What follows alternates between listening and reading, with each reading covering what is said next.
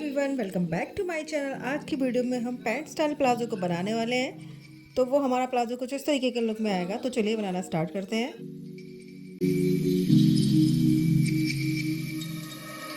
Hello everyone, आज हम यहाँ पे पैंट स्टाइल प्लाजो की कटिंग एंड स्टिचिंग करने वाले हैं। यहाँ पे जो पैंट स्टाइल प्लाजो मैं बनाऊंगी उसको आप चाहें तो कॉर्ड सेट के नीचे भी पहन सकते हैं या कुर्ती के नीचे भी आप इसको वियर कर सकते हैं। इसे बनाने के लिए हमें केवल 2 मेजरमेंट चाहिए, हिप के और लेंथ का। आप इस तरीके के पैंट और प्लाजो में सबसे ज़्यादा प्रॉब्लम ये आती है कि यहाँ पे जो क्रॉच पॉइंट है वहाँ पे हम किस तरीके से कटिंग को करें जो आसन में खिंचाव ना आए। तो उसको बनाने के लिए मैं आपको तरीके से बताऊंगी कि आपको किस तरीके से कटिंग करनी है जिससे आपको आसन में खिंचाव नहीं आएगा। तो चलिए बनाना से स्टार्ट करते हैं। यहाँ मैं इसे बिग साइज़ में बनाने वाली हूँ और इसको फुल इलास्टिक बना रही हूँ। आप चाहें तो इसे हाफ इलास्टिक और हाफ बेल्ट भी बना सकते हैं। इस तरीके के पैंट प्लाजो को बनाने के लिए यहाँ पर मैंने 2 मीटर फैब्रिक को लिया हुआ है और इसे 4 फोल्ड करके इस तरीके से मैंने रख लिया हुआ है। ये देखिए, इस तरीके से 4 फोल्ड करके मैंने इसको रख लिया है। अब इसको अच्छे से आयरन कर लेंगे और उसके बाद इस पर हम कटिंग करना स्टार्ट करेंगे।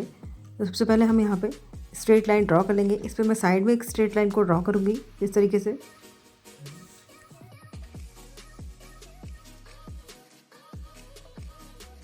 और इसके बाद हम यहाँ पे एक स्ट्रेट लाइन ड्रॉ करेंगे जहाँ से हम मार्किंग करना स्टार्ट करेंगे। तो इस तरीके से स्ट्रेट लाइन को ड्रॉ करने के बाद अब हम यहाँ पे मार्किंग करना स्टार्ट करते हैं। यहाँ इसे बनाने के लिए सबसे पहले हम यहाँ पे लेंथ की मार्किंग करेंगे। तो लेंथ की मार्किंग करने के लिए हम इंची टेप को इस तरीके से रखेंगे और 1 इंच यहाँ पे बाहर की तरफ निकालते हुए रखेंगे, क्योंकि यहाँ पे हम बेल्ट का बाहर निकाल देंगे। बेल्ट हम अलग से ऐड करने वाले हैं इसमें और इसकी लेंथ के लिए मार्किंग करेंगे। तो इस तरीके से आप इंची टेप को सेट करेंगे और उसके बाद लेंथ पे मार्किंग करेंगे। यहाँ मैं इसकी लेंथ 33 इंच की रख रही हूँ। तो यहाँ इस तरीके से रखेंगे और यहाँ पर 33 इंच पे मार्क करेंगे एक। अब इस तरीके से मार्क करने के बाद इसे 2 इंच नीचे की तरफ को हम मार्क करेंगे। तो इस तरीके से हमने जहाँ पे मार्क किया है यहाँ से हम 2 इंच पे नीचे की तरफ मार्क कर लेंगे। और ये मार्क करने के बाद इन दोनों मार्क को हम स्ट्रेट कर देंगे सबसे पहले ये वाली लाइन। और इसके बाद जहाँ पे मैंने मार्क किया है इन दोनों मार्क को हम स्ट्रेट कर लेंगे यहाँ पे इस तरीके से। इस वाले मार्क को भी हम स्ट्रेट कर देंगे। अभी ये 2 मार्क मैंने यहाँ पे स्ट्रेट कर लिए। अब आगे की तरफ मार्किंग करते हैं। अब हम यहाँ पे मार्किंग करना स्टार्ट करेंगे। तो सबसे पहले हम यहाँ पे हिप राउंड का 4th पार्ट को मार्क करेंगे। तो हिप यहाँ पे मेरा 40 का है।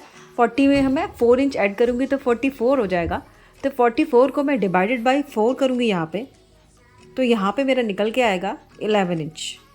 तो मैं जो मेरा 11 इंच निकल के आया उसे मैं जो मैंने स्ट्रेट लाइन ड्रॉ की है यहाँ पे इस तरीके से रखते हुए मार्क करूँगी और 11 इंच पे मैं यहाँ पे मार्क कर लूँगी।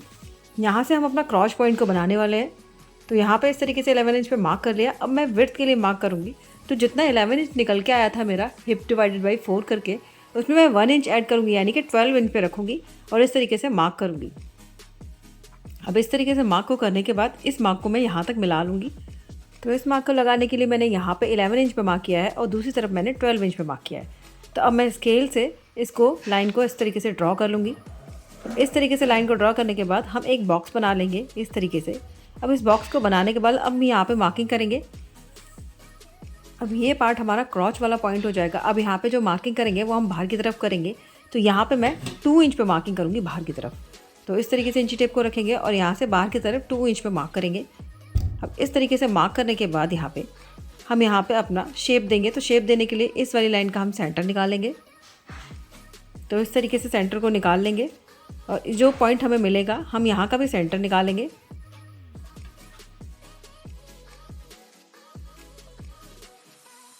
अब इस तरीके से सेंटर में मार्क करने के बाद हाफ इंच अंदर की तरफ को मार्क करते हुए इस वाली लाइन से मार्क को मिला देंगे।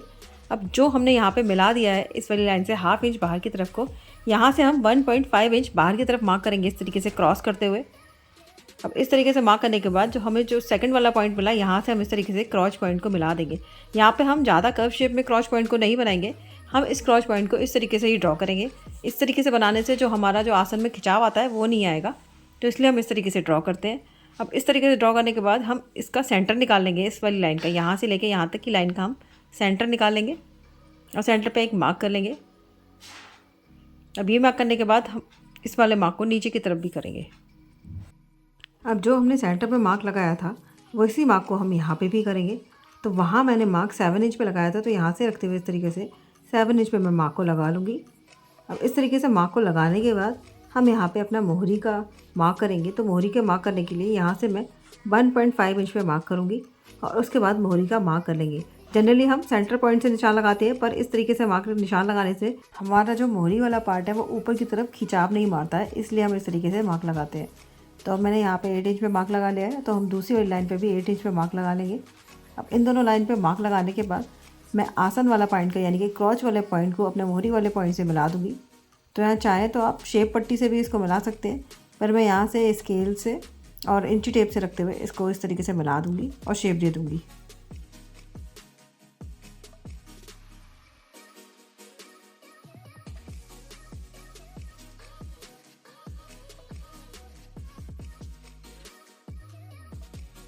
यहाँ मैंने इस तरीके से अंदर की तरफ करते हुए शेप को दे दिया है। अब हम दूसरी तरफ भी जो हमने लाइन ड्रॉ की थी यहाँ पर भी हम शेप को देंगे, तो हम शेप को इस तरीके से कर्व शेप में देंगे यहाँ पे। तो यहाँ पे भी मैं इंची टेप की हेल्प से रखते हुए यहाँ पे शेप को ड्रॉ कर दूँगी।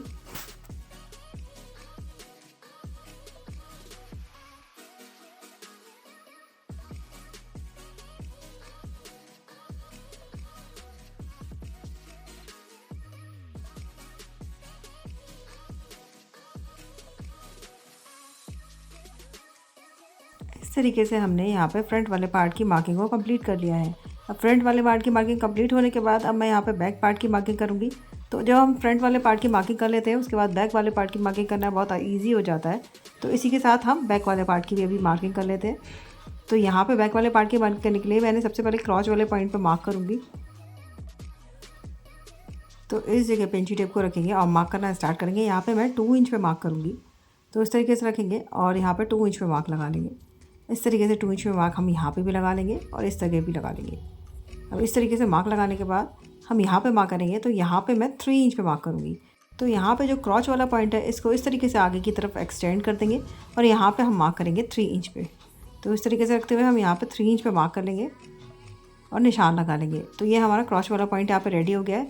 अब हमने जो यहाँ पे मार्क किए थे इनको इस तरीके से स्केल की हेल्प से हम स्ट्रेट कर देंगे और स्ट्रेट करने के बाद यहाँ पे हम क्रॉच वाला पॉइंट का मार्क कर देंगे।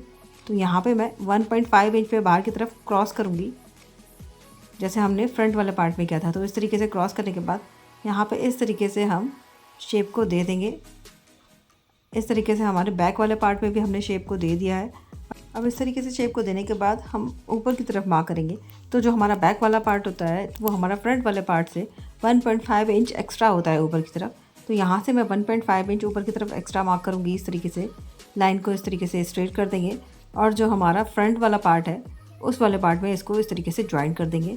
तो जब हम स्लैंटिंग लाइन से इसको ज्वाइन करेंगे तो हमारा बैक वाला क्रॉच पॉइंट ज़्यादा होगा और फ्रंट वाला क्रॉच पॉइंट कम होगा। तो अब इस तरीके से मार्क कर लेते हैं यहाँ पर।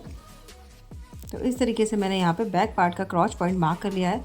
अब इस क्रॉच वाले पॉइंट को मैं मोहरी वाले पॉइंट तक मिलाऊंगी, तो उसके लिए हम यहाँ पे मार्क करेंगे। तो यहाँ पे मैं बाहर की तरफ मार्क करूँगी। यहाँ पे मैं 2 इंच पे बाहर की तरफ को मार्क करूँगी। इस तरीके से 2 इंच पे मैं नीचे की तरफ मार्क करते हुए इसको मैं मोहरी वाले पार्ट तक मिला दूँगी।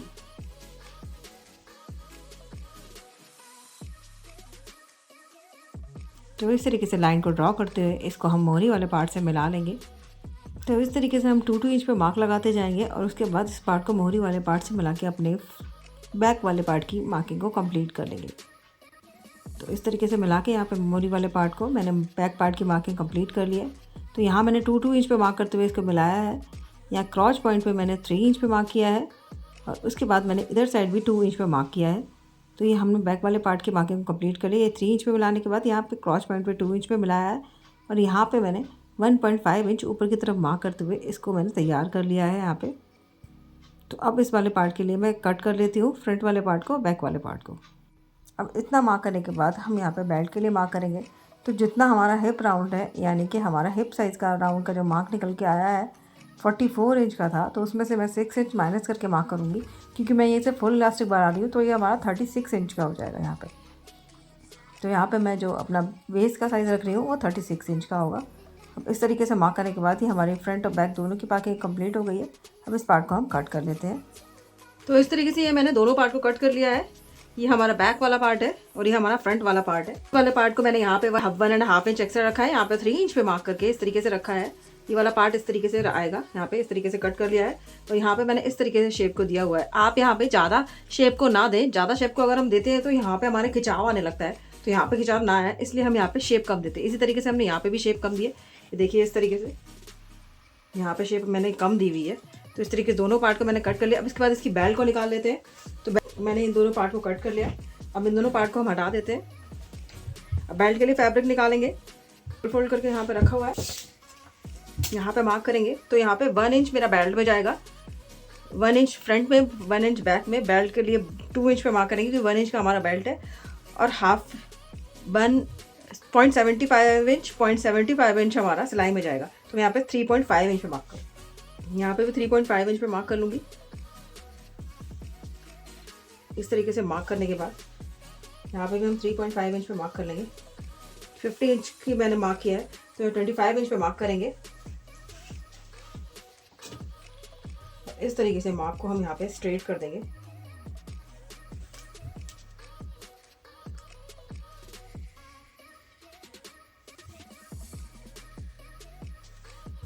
अब इतना पार्ट ये बेल्ट के लिए भी हम कट कर लेंगे। ये मेरे पास डबल में है, इसको भी कट कर लेंगे। तो इस तरीके से मैंने बेल्ट को भी कट कर लिया है। ये मेरा 3.5 इंच का बेल्ट है और लेंथ में मैंने इसे 50 इंच का डबल लिया है, यानी कि 25 इंच का लिया है। हाफ इंच हमारा सिलाई में चला जाएगा। तो इतना मार्क करने के बाद ये हमारा बेल्ट भी कट गई है और लोअर भी कट गया। तो चलिए इसकी स्टिचिंग करना स्टार्ट करते हैं। सबसे पहले हम फ्रंट पार्ट के क्रॉच पॉइंट को ज्वाइन कर लेंगे और उसके बाद हम बैक पार्ट के क्रॉच पॉइंट को भी ज्वाइन कर लेते हैं।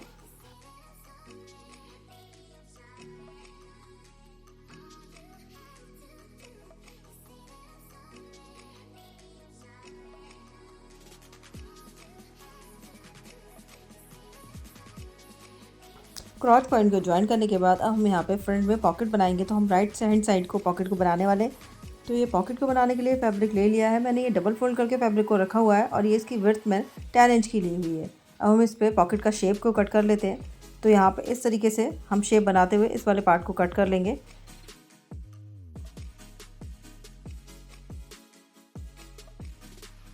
तो यहाँ पे मैंने फैब्रिक को इस तरीके से कट कर लिया है। अब इस तरीके से पॉकेट का फैब्रिक कट करने के बाद अब हम इसे अपने लोअर वाले पार्ट में ज्वाइन करेंगे। तो यहाँ पे फ्रंट वाला पार्ट मैंने ले लिया है और उसको इस तरीके से बिछा लिया है। अब इस पे हम अपने पॉकेट वाले पार्ट को रखते हुए इस तरीके से खोल के उल्टा करके रख लेंगे, यानी कि सीधे वाले पार्ट पे पॉकेट वाले पार्ट को उल्टा करके रखेंगे और उसके बाद यहाँ पे निशान लगाएंगे। तो यहाँ पे मैं निशान लगाऊंगी तो ये 6 इंच पे निशान लगाऊंगी यहाँ पे, और यहाँ पे हाफ इंच पे इधर साइड मार्क करते हुए इस तरीके से ऊपर की तरफ 1.5 इंच पे या 2 इंच पे मार्क करेंगे आप। उसके बाद स्लैंटिंग लाइन यहाँ पे ड्रॉ कर देंगे।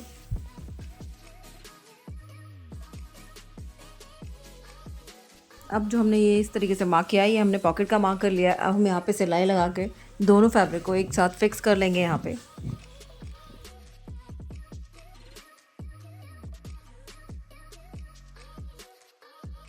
दोनों फैब्रिक को एक साथ ज्वाइन करने के बाद यहाँ पे जो एक्स्ट्रा फैब्रिक है उसको कट कर देंगे और जो हमने यहाँ पे कॉर्नर बनाया हुआ है यहाँ पे हम कट लगा देंगे। ध्यान रहे कि यहाँ पे भी हमारी सिलाई कटे ना, लेकिन हमें कट वहाँ तक लगाना है जहाँ तक हमारी सिलाई है। इसके बाद लगाने के बाद यहाँ पे हम टॉप स्टिच लगा लेंगे। तो इस तरीके से फैब्रिक को खोलते हुए हम यहाँ पर टॉप स्टिच लगा के अपने पॉकेट के लिए तैयार कर लेंगे। यहाँ पे फैब्रिक को मैं अंदर की तरफ रखते हुए पॉकेट में टॉप स्टिच लगा के रेडी करूँगी। तो इस तरीके से टॉप स्टिच लगा के रेडी कर लिया है मैंने और फैब्रिक को इस तरीके से अंदर की तरफ रखते हुए अंदर की तरफ फैब्रिक को फोल्ड करके हम पॉकेट को रेडी कर लेंगे। तो ये अच्छे से सेट करेंगे हम यहाँ पे। उसके बाद फैब्रिक को इस तरीके से फोल्ड करेंगे और पॉकेट हमारी यहाँ पे बनकर रेडी हो जाएगी। अब जो यहाँ पे हमें रह गया है हमारा फैब्रिक, हम यहाँ पे सिलाई लगा के अपने पॉकेट पे सिलाई लगा के पूरी तरीके से इसे रेडी कर लेते हैं।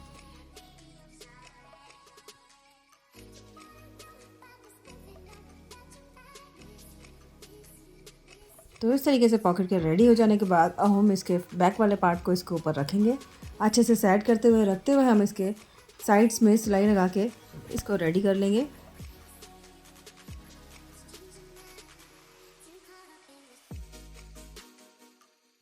यहाँ पे मैंने लोअर में साइड में सिलाई लगाने के बाद इस पर टॉप स्टिच लगा के इसको रेडी कर लिया है। टॉप स्टिच लगाएंगे तो जो हमारा अंदर का फैब्रिक होगा, यानी कि सिलाई वाला जो फैब्रिक होगा, मार्जिन वाला फैब्रिक होगा, उसको हम बैक वाले पार्ट की तरफ करते हुए सिलाई लगा लेंगे। अब इसके बाद हम इसमें बेल्ट को ज्वाइन करेंगे। तो इस तरीके से सीधे फैब्रिक के ऊपर उल्टे फैब्रिक को बेल्ट को रखते हुए इस तरीके से बाहर की तरफ बेल्ट को पहले ज्वाइन करेंगे। इस तरीके से यहाँ पर रखते हुए बेल्ट को पूरी तरीके से ज्वाइन कर लेंगे इसमें।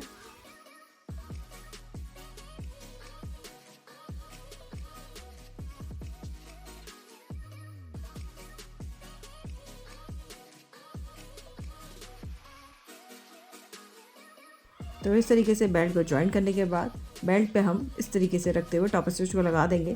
तो यहाँ पर जो अंदर वाला फैब्रिक है उसको हम ऊपर की तरफ करते हुए टॉप स्टिच लगा के इसको रेडी कर लेंगे। तो टॉप स्टिच हम पूरे वेस्ट वाले पार्ट में लगा के रेडी कर लेंगे और उसके बाद हम यहाँ पे बेल्ट के लिए इलास्टिक को कट करेंगे। तो यहाँ मैंने इलास्टिक ली हुई है 36 इंच की, ये क्योंकि मैंने इसे हिप साइज़ में से 6 इंच माइनस करके लिया हुआ है। तो 36 इंच की इलास्टिक लेके दोनों तरफ इसको ज्वाइन कर लेंगे इलास्टिक को। तो यहाँ मैंने इलास्टिक के दोनों साइड्स को इस तरीके से ज्वाइन कर लिया है। अब हम इसे अपने लोअर वाले पार्ट में अटैच करेंगे। तो इस तरीके से लोअर वाले पार्ट को उल्टा रखते हुए इलास्टिक को यहाँ इस तरीके से डाल लेंगे और उसके बाद फैब्रिक को इस तरीके से 1 फोल्ड लगाते हुए यहाँ पे इस तरीके से यहाँ पे ज्वाइन कर लेंगे और यहाँ पे टॉप स्टिच लगा के इसको रेडी कर लेंगे। तो इस तरीके से हमारी इलास्टिक हमारी बेल्ट में रेडी हो जाएगी और उसके बाद हम इसमें सेंटर पार्ट में सिलाई लगाएंगे। उसके बाद इसका जो मोहरी वाला पार्ट है वहाँ पे 2 इंच पे जो हमने मार्जिन लिया था वहाँ पे इस तरीके से फोल्ड लगाते हुए इसको रेडी कर लेंगे। तो इस तरीके से हमारा लोअर बन के रेडी हो जाएगा। तो आज की वीडियो में बस इतना ही। अगर लोअर की कटिंग और स्टिचिंग आपको पसंद आई हो तो वीडियो को फ्रेंड्स के साथ शेयर कीजिएगा, लाइक कीजिएगा, सब्सक्राइब कीजिएगा और मिलते हैं नेक्स्ट वीडियो में। तब तक के लिए बाय बाय, थैंक यू।